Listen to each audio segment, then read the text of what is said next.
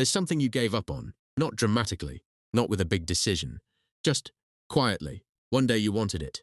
The next day you just didn't reach for it anymore, and you told yourself a story. The timing wasn't right. You weren't ready. It probably wouldn't have worked anyway. But here's what nobody told you. That feeling, that quiet, convincing voice that says, "Don't bother," didn't come from weakness. It was taught to you by experience, by repetition, by a world that stopped responding.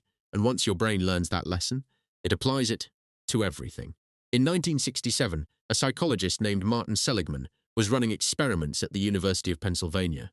Not philosophy, not theory. Controlled experiments, measurable results, and what he found quietly changed how we understand human motivation forever.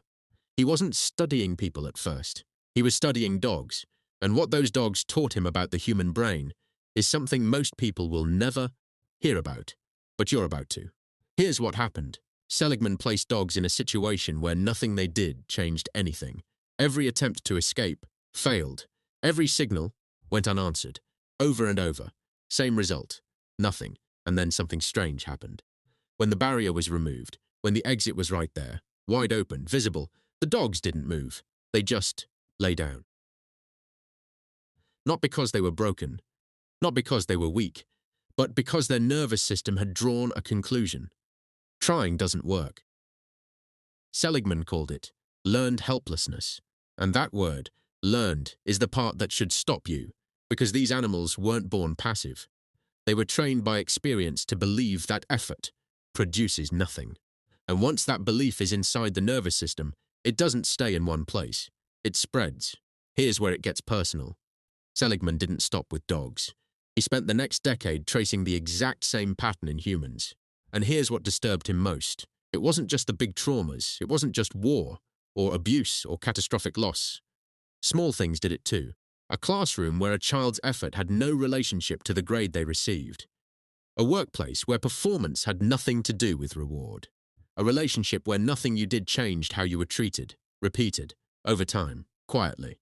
The brain, always efficient, always modeling, stopped connecting behavior to outcome, and filed one conclusion under everything. I am not a cause. I am just an effect. That conclusion reshapes how you hold your body, what you believe before you even begin, whether you send the message, whether you apply, whether you try. Now look at the world we built. Customer service lines that loop forever. Algorithms that decide what you see, regardless of what you want. Job portals that swallow applications into silence. Social feeds where effort and quality have almost no relationship to who gets seen. We are, in many ways, living inside a Seligman experiment, not designed to break us, just structurally unresponsive in ways that quietly accumulate. And your brain, running ancient software on modern problems, draws the same conclusion it always has. Trying doesn't change this. Then add the message embedded in hustle culture, that if you haven't succeeded, you simply didn't try hard enough. And suddenly you have something particularly cruel. People exhausted from trying, told their exhaustion is laziness, who have quietly internalized failures as identity. Not broken, trained.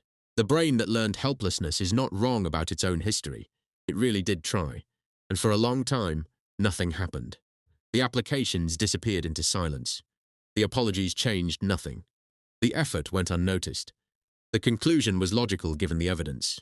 The only problem is that the evidence came from a specific situation, a specific relationship, a specific classroom, a specific version of the world.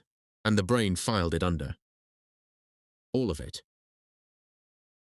Which means the question was never whether you were capable. The question was whether the environments you lived inside gave your nervous system accurate information about what trying can actually do. Most of us never ask that question. We just accept the verdict and quietly stop reaching. At the beginning of this video, there was something you gave up on. Not dramatically, just quietly. And maybe you've spent years treating that moment like evidence of who you are. Proof that you weren't disciplined enough, brave enough, strong enough. But Martin Seligman discovered something strange. The dogs that stopped trying weren't incapable. They had learned a lesson. And lessons can be revised.